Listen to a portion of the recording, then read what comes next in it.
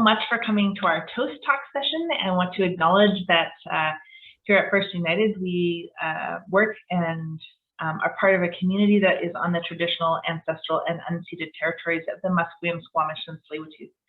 And it has become my practice to say a couple of words about those words. So we say traditional because this is the territory that those nations and the Squamish, Nipmuc, and Hunkaminam speaking peoples have traditionally used from generation to generation. We say ancestral because of that generational lineage of using this land since time immemorial, and we say unceded because this land was never legally procured by the Dominion of Canada or by the colonies that were here prior to the founding of Canada, and is actually not supported by the Royal Proclamation of 1763.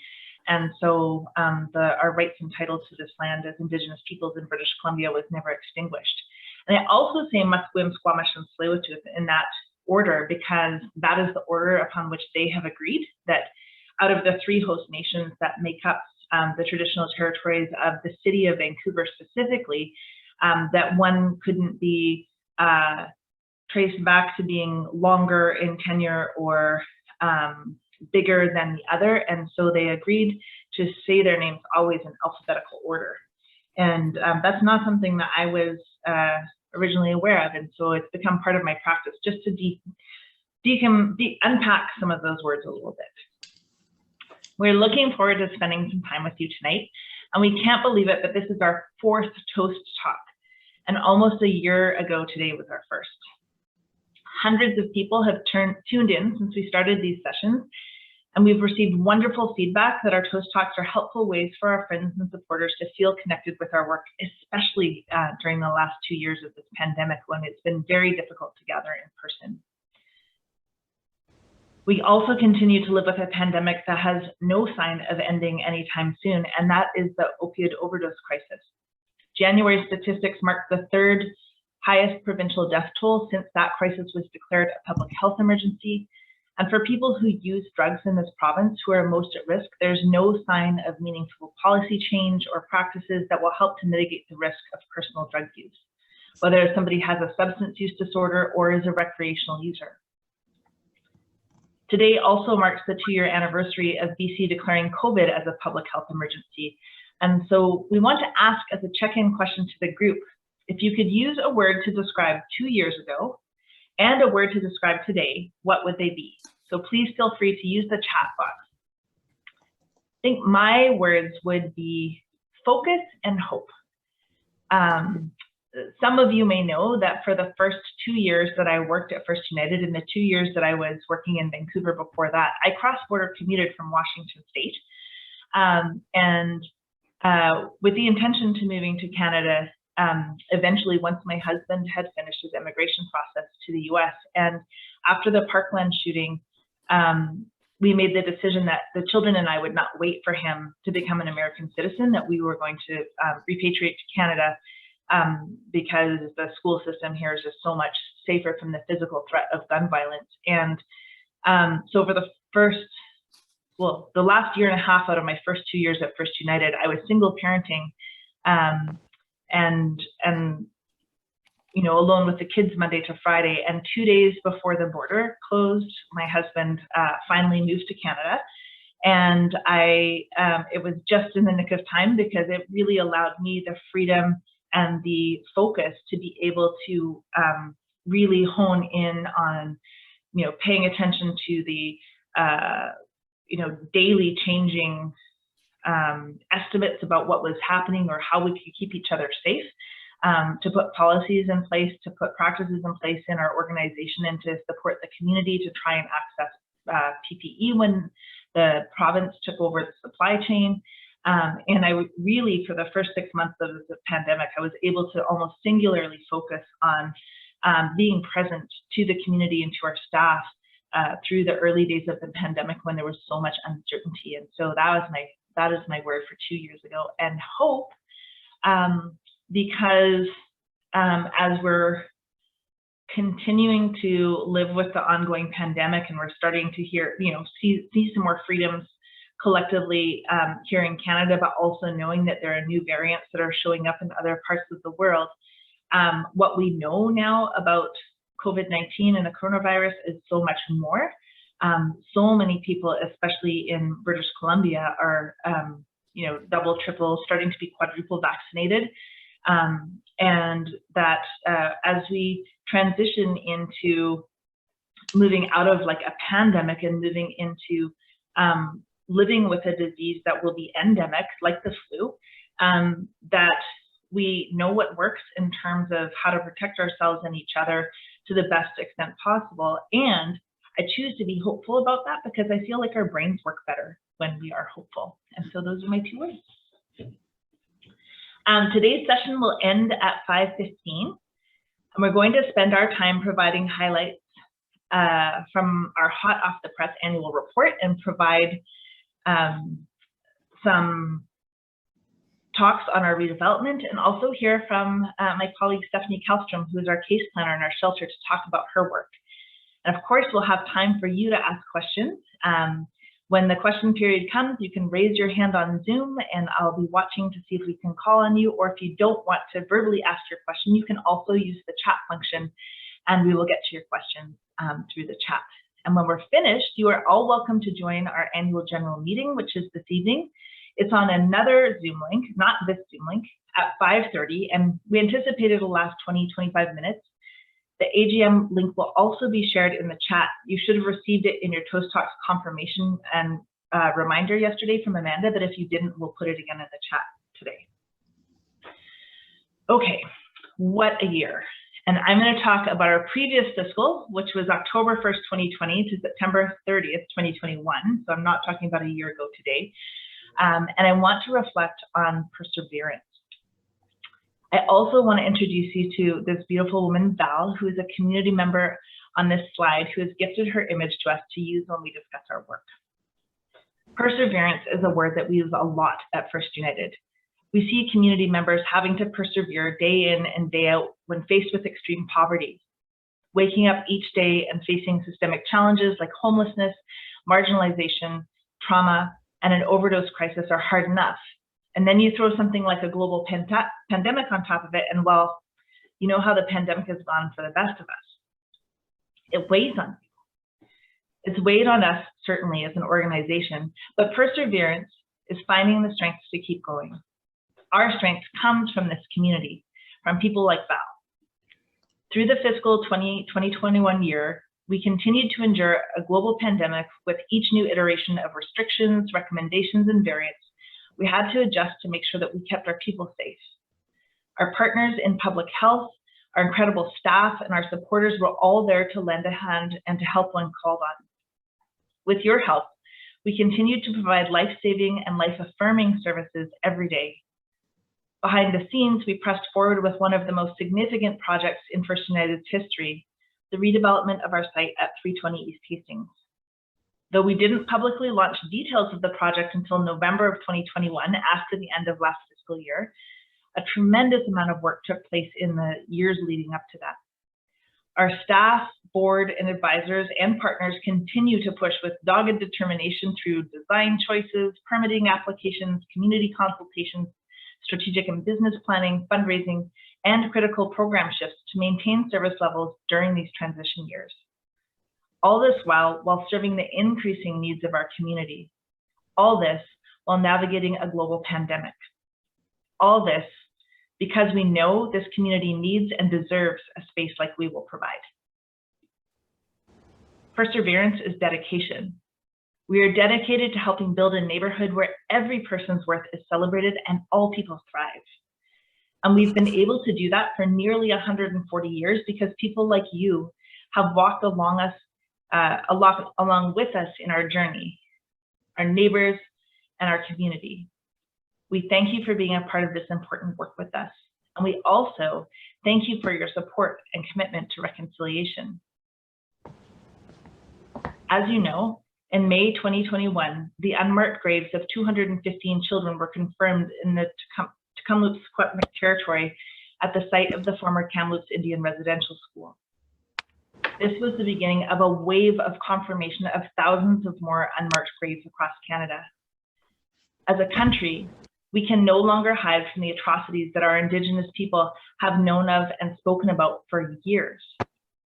As an organization that serves Indigenous people, Indian residential school survivors, and those suffering intergenerational trauma of residential schools, Indian day schools, the 60s scoop, and the ongoing overrepresentation of Indigenous children in foster care, this news just really deeply wrapped our community. As part of the United Church of Canada, we also continue to reconcile our denomination's historic complicity in operating 15 residential schools. For First United, we are committed to making reconciliation more than a buzzword. We continue to take clear action to pursue reconciliation and our community individually and organizationally. Our Indigenous spiritual leadership team wrote an op-ed in the Tyee calling on non-Indigenous Canadians to join in sharing the grief and truth-telling of Indigenous people.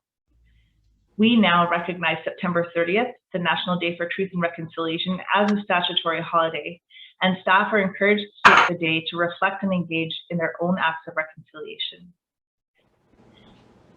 One thing I'm particularly proud of and I think is unique to First United is our ministry team here is made up entirely of Indigenous women. So it's me, Carmen Lansdowne, the Reverend, Dr. Cheryl Bear, who's a candidate for ordination in the United Church of Canada, and Lauren Sanders, who's our Indigenous spiritual care chaplain. That was a vision that we had in order to provide safe and culturally informed spiritual healing and pastoral care to our community members. The design of our new building has been fully informed by reconciliation as a design lens, and it will have over 100 units of non-market housing for Indigenous people in this community. We've also engaged Indigenous consultants and firms wherever possible in order to support Indigenous businesses. We're thrilled to partner with Luma Native Housing to plan our housing operations in the new building, Host Consulting, a new group of young women public art consultants from the Musqueam, Squamish, and Tsleil-Waututh Nations, and Patrick Stewart Architects is our interior design architect on the project. It's not enough to decolonize our philanthropy or to do a territorial acknowledgement at every meeting. We always want our commitment to reconciliation to look like real, tangible action that directly benefits Indigenous individuals and organizations. So we continue to make reconciliation part of our procurement process as well. Our work of reconciliation will never be over. It is a commitment that we have made as a community and as an organization now and for our future, and we invite you to continue to join us in this work. As we persevere over a multitude of challenges in the Downtown East Side, I have to say we wouldn't be here without your help. Thank you to each one of you here and those who are listening to this recording. This last fiscal year, we received over 2,200 financial donations and hundreds of in-kind gifts that enabled us to serve over 70,000 meals, almost 30,000 visits to the community help service window. So with the drop-in closed, we've installed takeout windows at the front stairs of the church, and so we've had almost 30,000 visits to the front steps to ask for help. We've managed almost 1,500 advocacy files, and from over 2,000 tax returns, we put over $100,000 back into our community members' hands. Our operating expenses for this year were just over $4.3 million, and our revenues totaled $4.7 million, leaving us with a surplus. And here are some details on the slide for you. Thanks again to all of you. So now where do we go?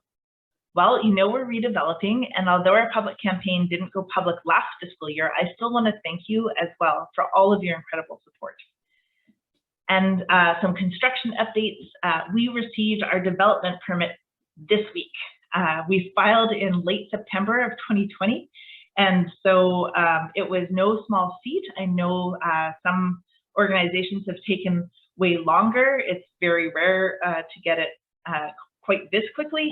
And so we're thrilled to say that we have paper in hand to say the development permit has been received. And we have 2 other permits that are already in the works. So now that we have the development permit, those processes can move forward.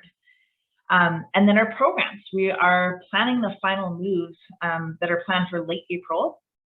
So the last 2 programs to move out of, or last 3 programs to move out of the church will be our community help desk, which will open sometime late April, early May.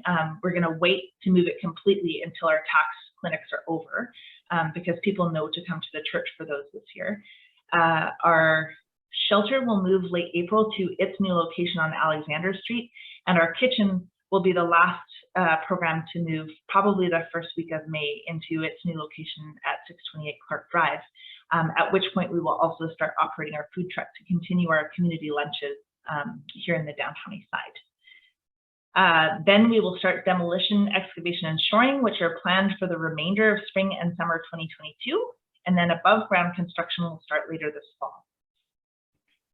I also want to share with you today that we recently, like in the last 2 weeks, received our Imagine Canada's Strongly Managed Charities accreditation.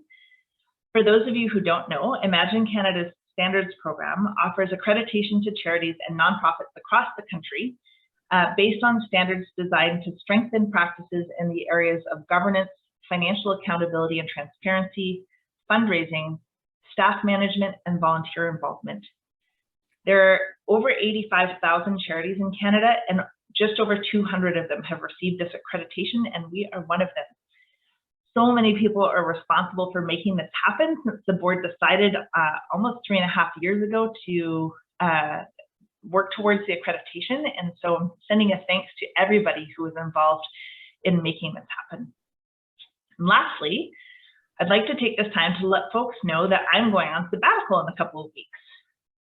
This is a benefit that the United Church offers to key ministry personnel and staff, and some staff every 5 years. So what I'm going to be doing is I'm taking a course through the London School of Economics on public policy analysis. I'm going to do a little bit of traveling, and I'm going to do a lot of reading and some writing, and leaving this place in very good hands with a high-performing, committed, and cohesive leadership team. I also wanted to thank the board for all of your help in helping us persevere through our daily work and also through these huge construction deadlines. I especially wanted to thank Heather Clark, who has served as our board chair for the last 2 years. Heather, your support and vision and guidance for me as the ED, but for the organization as a whole has just been such a huge commitment, and we are so grateful for your leadership. With that, I'm going to turn it over to Stephanie Kalstrom, our case planner, who has been at First United for a decade and has incredible institutional knowledge and strong relationships with the community we serve. Once Stephanie speaks, we'll open it up to questions for her, and then we'll close with any questions that you might still have for me. So with that, I will hand it over to Stephanie. Hi, everyone. I'm on the East Coast on holiday, so it's dark, and it's dark in this office, so I've tried to make it as light as possible. It's also humid, which is why I'm wearing a hat to cover my hair. But I'm coming to you from the traditional territories of the Tuasktu, Taino, and Somalia lands, also known as Wellington, Florida, which is, of course, on the East Coast, and it's about 8 o'clock now. I'm here to tell you about the amazing things that our case management program does, which is part of the shelter. So the case management program at First United is known to be innovative, compassionate, and guiding, and filled with integrity. We aren't a place that just counts stats, moves folks in and out of shelters, or sets hard limits for already marginalized people. I approach folks from a trauma-informed perspective and work on a care plan that best suits their immediate and long-term needs and goals. We are a one-stop shop, meaning we don't necessarily need to filter any services out for advocacy, basic assessments, or financial aid applications.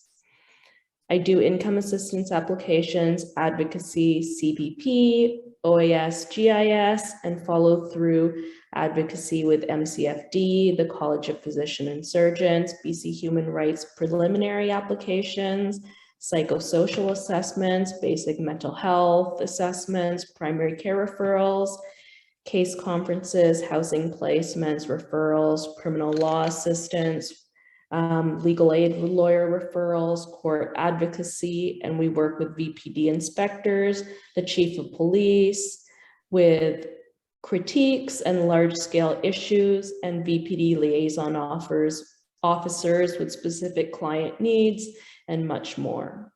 I pride myself on making all attempts on never saying no. This is especially important to me. In a world where marginalized people have had doors slammed in their face and have been told no their whole lives, I want to be the yes person.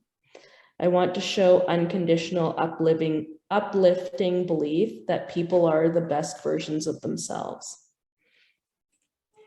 I'm going to share with you two stories of what the case management program does for folks in the shelter and how support continues when people leave.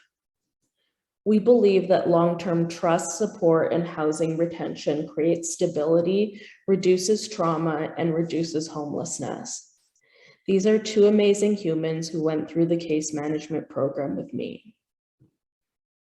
When I met this woman, who we will call Sarah for confidentiality reasons, she was accessing our services during the daytime. It was usually for harm reduction supplies, a shower, and a meal. She would come in at night occasionally, and we would let her sleep on the benches. She wasn't organized enough at the time to maintain a bed. She was heavily using meth and alcohol, and a few weeks later, she revealed to us that she was pregnant.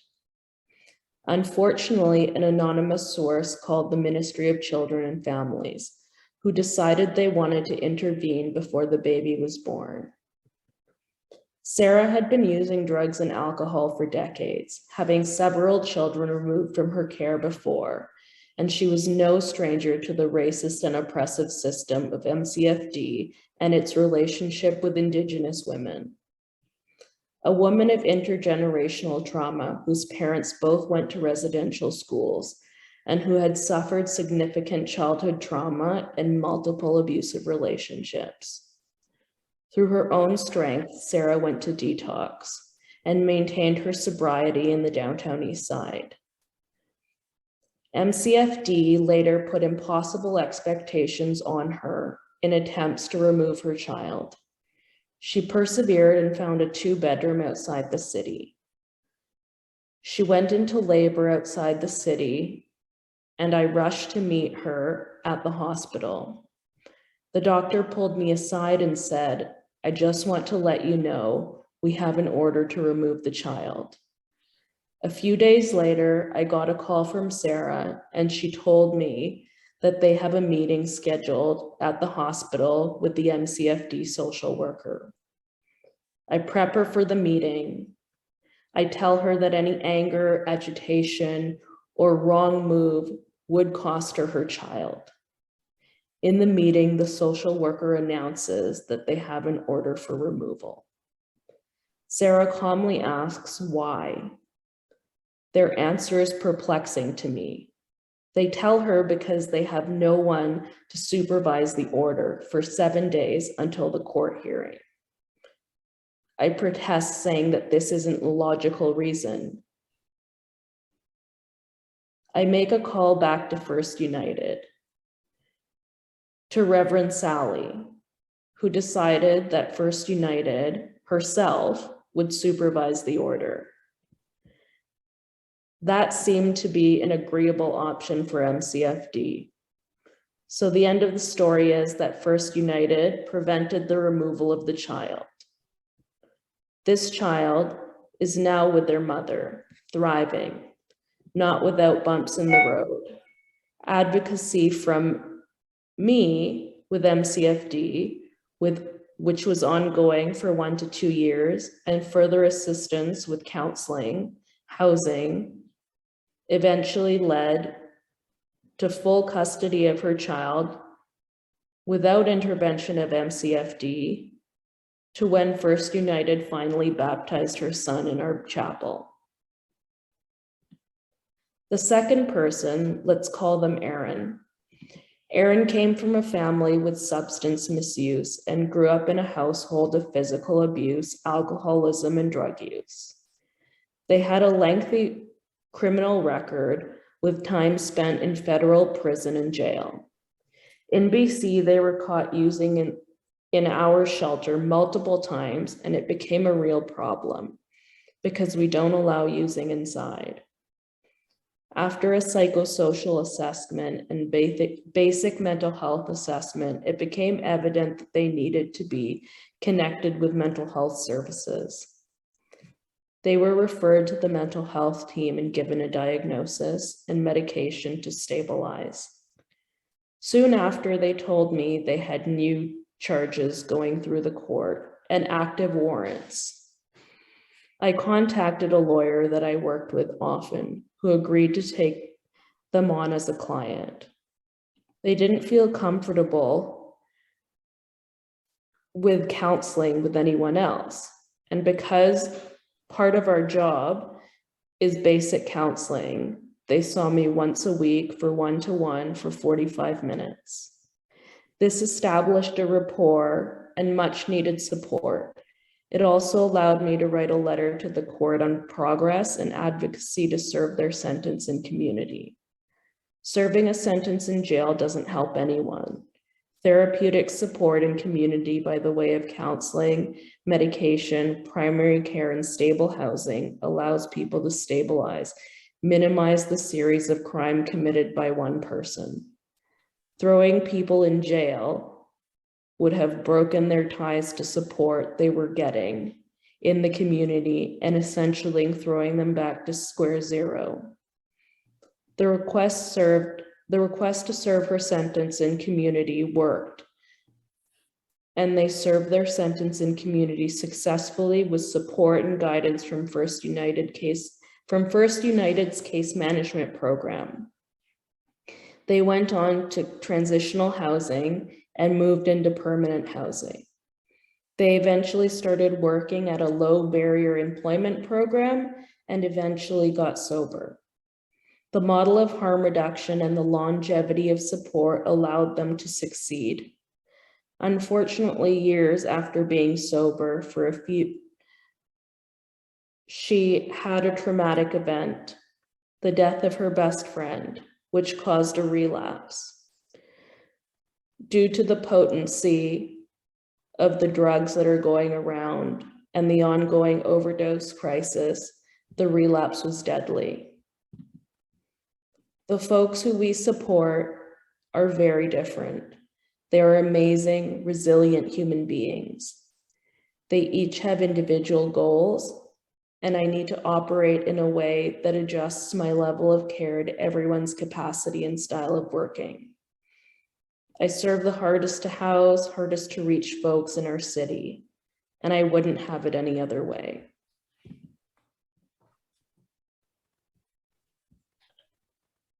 Thanks so much, Stephanie. I know those are sometimes hard stories to tell, and we're so grateful for you joining us all the way from your vacation to talk about the impact of our work. So thank you. Are there any questions for Stephanie about her experience working with our community?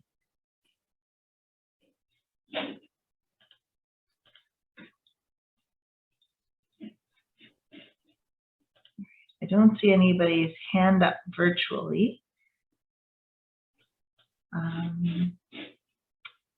Great.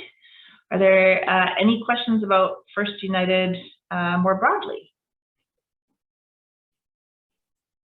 Dorothy Cummings has her hand up. Oh, great, super. Dorothy.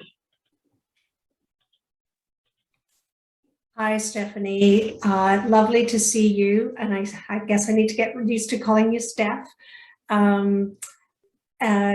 You know, I worked with you for a number of years when I was with students, and your skill and your knowledge was so great then, and it's just continued to grow is what I'm hearing.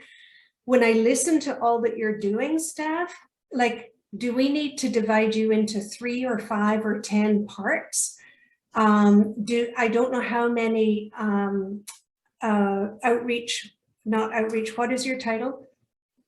I'm case planner. Thank you, case planners. Do you have help? There's only me. Do we need to have more than you? I mean, ideally, but I think for right now, I'm coasting in a very efficient way. Okay, okay. Thank you for that reassurance, and glad to hear that you're on vacation. We have tradition here. To Dorothy's point, we've traditionally had 2 case planners, and then with the reduction of the number, like the reduction in occupancy in our shelter during the pandemic, so that we could keep people safe and have physically distanced sleeping arrangements.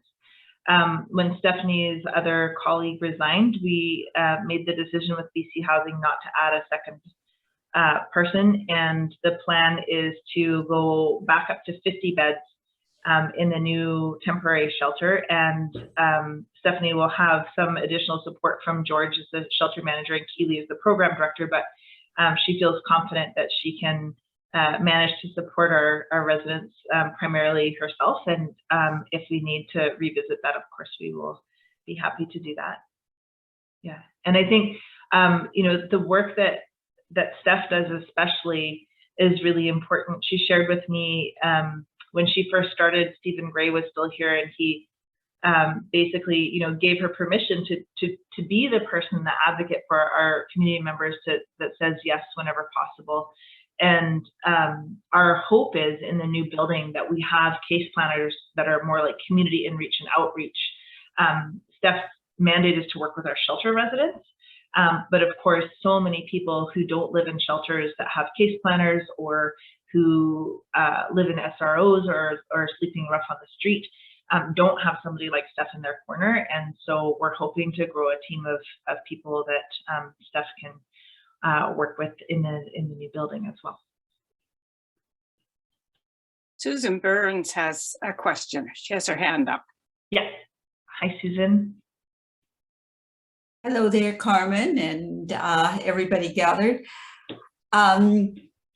Well, just first, I am really, really pleased to hear of how the transition is going, about the approvals that are happening, and the major steps of transitioning programs that seems to be moving on target and on time, which is absolutely astounding and so heartwarming. And also the forward visioning that's embedded in all of that.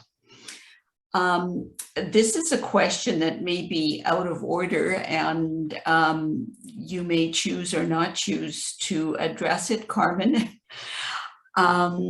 As a member of United Church, I do know that you have put your name forward for moderator, a decision that may be made in the not too distant future. And so, given the visionary that you are, how might this play out? Because I think from BC's point of view, we can only imagine that you're going to be elected. I knew with this many United Church people in the room that elephant would likely show up in the room. That's a great question, Susan. So just to be clear, I agreed to let my name be put forward. I did not put my name forward. I was approached by some members of the executive of the regional council, and they were wise and strategic and sent Trina Duncan, who's probably the only person I wouldn't have said no to immediately.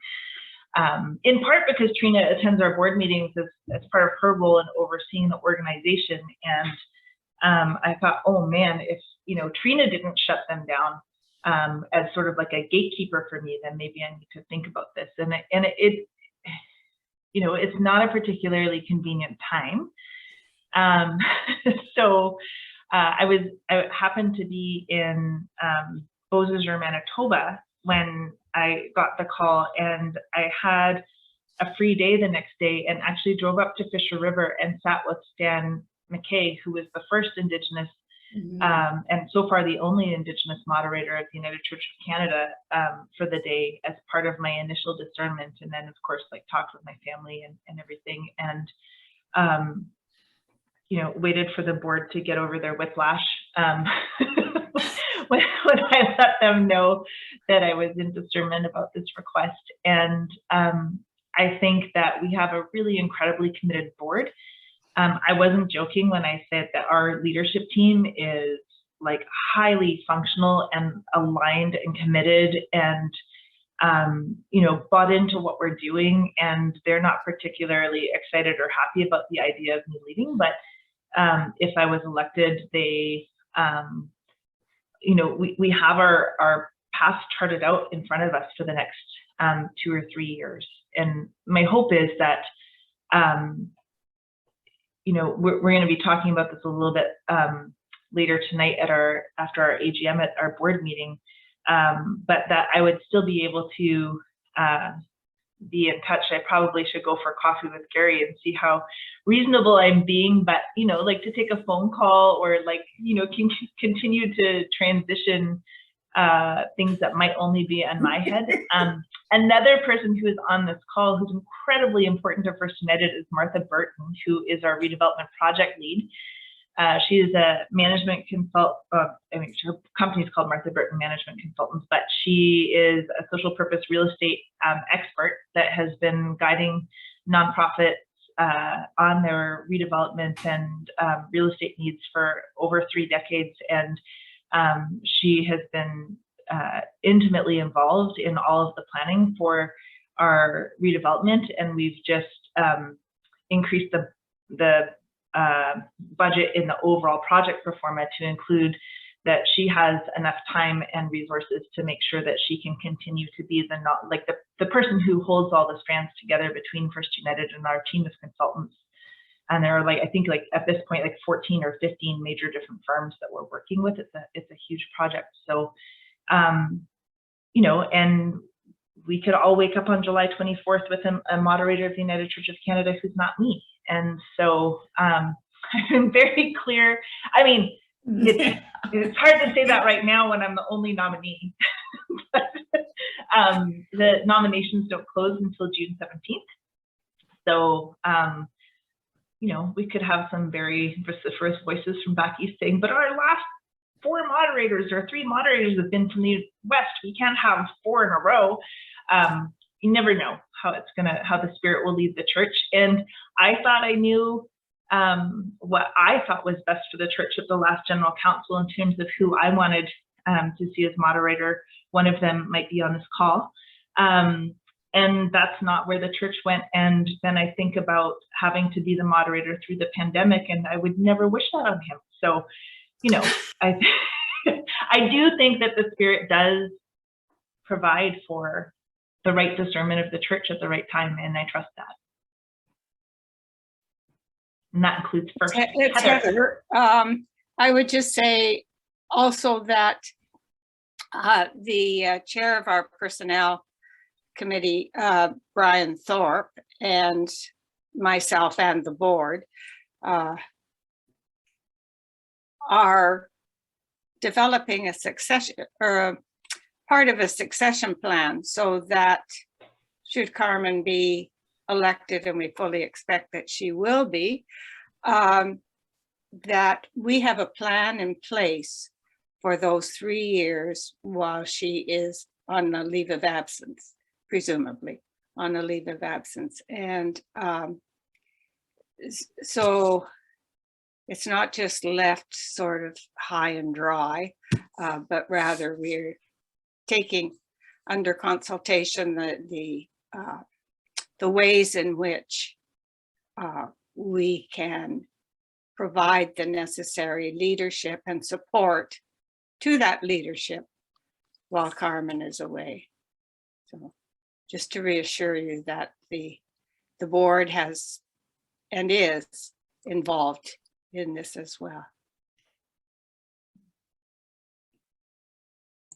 And of course, while we wish Carmen all the best and she'd make a wonderful moderator, we're not terribly excited about losing her at this point in our redevelopment and transition.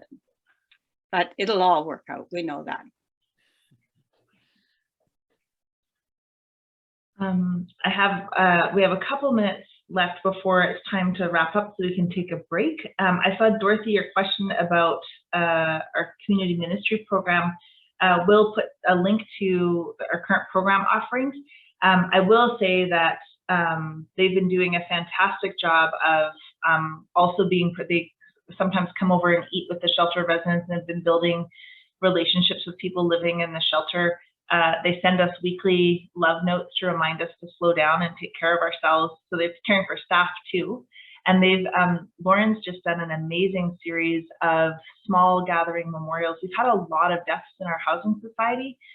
We had 5 last month, and we've had a lot of people age in place in our housing, and Lauren has done some tremendous ritual and community building around that. And so, you know, even though we haven't had the space and the chapel as a place where people have been coming to in the drop-in, they're still continuing to provide really great spiritual care to the community. Yeah. Nancy, I'm going to take your last question before we wind up for the night.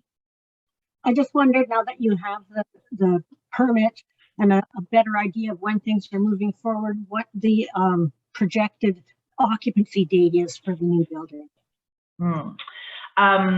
We don't have a crystal ball, but we did engage Bruno Wall to manage the development process, and he is a developer with a strong reputation for keeping the trains running on time, and he tells us 22 to 24 months. I don't know, I'd probably throw another couple of months in there just for like geopolitical conflicts and pandemics and supply chain disruptions, but he's experienced, and you know, he built the building across the street from us, and that took I think 22 months. So it's about the same size. So right. Fingers crossed for 24 months. All right. So before we wrap up, I just want to say thank you. We have a few staff. I mentioned Martha, who has been an invaluable support to me and just put in so much overtime. She still supports some other clients and has her own real estate projects that she works on, and but has been working more than full-time with me for at least the last 4 to 6 weeks. We've got Katie Conkin, who's just been promoted to Associate Director of Development. She's on the call. Will Goldbeck, who is our new development coordinator and is working to develop a more formal volunteer program than we've had in the past. I see Jim Hatherley is going to get an honorable mention as our most recently retired community minister before Cheryl, and Amanda Burrows, who started with us as our Director of Development, and this year was also promoted to Associate Executive Director and has taken on a lot of the day-to-day management of the organization, including maintaining oversight of our fundraising, but also finance programs and community ministry. And I've kept housing and Amanda. So Amanda's very quickly become my wingman or wing person, right-hand person that I can't live without, and I'm so grateful for her leadership. And she will be acting executive director while I'm off on sabbatical this spring. So thank you to Amanda. All right. So if I could get somebody from our team to put the chat for the AGM in, we will say goodbye and thank you all for attending. I'm always so thrilled to see so many amazing, friendly, long-term supporter faces that join us for these Toast Talks. And if you would like to join us for the AGM, we'll start that in about 13 minutes on the second Zoom link. So thank you all again, and thank you for your support over the last year and many, many years before that.